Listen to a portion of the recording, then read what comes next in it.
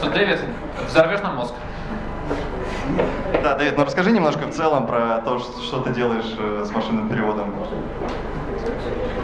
Okay, so in order to make your brains explode and your ears not hurt, I will speak in English. Is that okay? Лучше по-русски. Лучше по-русски, да? Хорошо. Давайте начнем. Тогда ушам. Да мозг взорвет у тебя. Сначала опрос. А кто здесь уже пользуется машинным переводом? Окей. Через сколько лет, вы думаете, можно избавиться от человеческих переводчиков? Да, я согласен с вами. Да. А вы слышали про Джорджтаунском эксперименте? Это очень старый, да? Кто-то, да? Ну, поэтому я бы не хотел сказать, что через 3-5 лет у нас все будет решено, потому что они уже обещали это уже сколько лет назад, и это точно не будет. Вы правы, что машинный перевод не... конечно, качество машинного перевода стало намного лучше за последние 5 лет.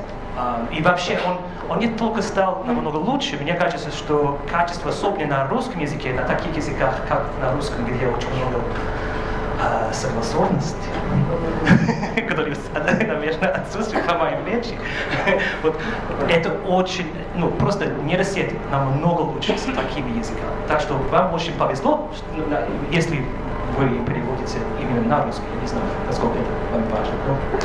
Я бы хотел просто рассказать про почему потому что у меня был уже один раз, 5 лет работал в Google переводчик. Я потом ушел от Google, потому что я понял, что тогда, это было почти 10 лет назад, машинный перевод был в каком-то, если можно так сказать, не сильно развивался. Это очень было какой-то плато, было неинтересно. Я вообще ушел, думал, что никогда не буду заниматься машинным переводом, потому что это уже, нет прогресса.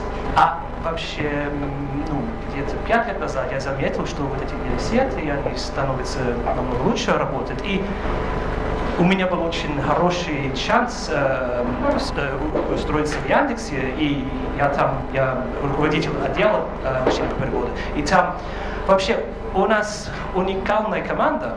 Это, я не думаю, что кроме в Гугле, наверное, в каких-то китайских компаниях, как Baidu, может быть, Tencent, есть такая команда, потому что мы, конечно, как сказать, у нас I'll switch to English. It's a bit easier for me. So there's very few companies in the world that properly compete with Google and Facebook, and particularly in language technologies.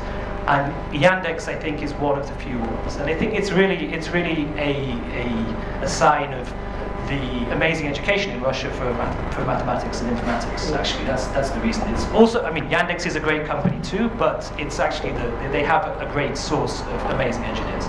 So, what's the future there? Okay, I'm not going to promise that we're going to solve machine translation, but it isn't as if the current generation has already reached a plateau. Okay, so what I can say is there are many improvements that can be made in the new paradigm, which we have not even thought about yet. So Nikita talked about customization. Customization is so much better in the neural system than in the older systems. It's so much easier to do.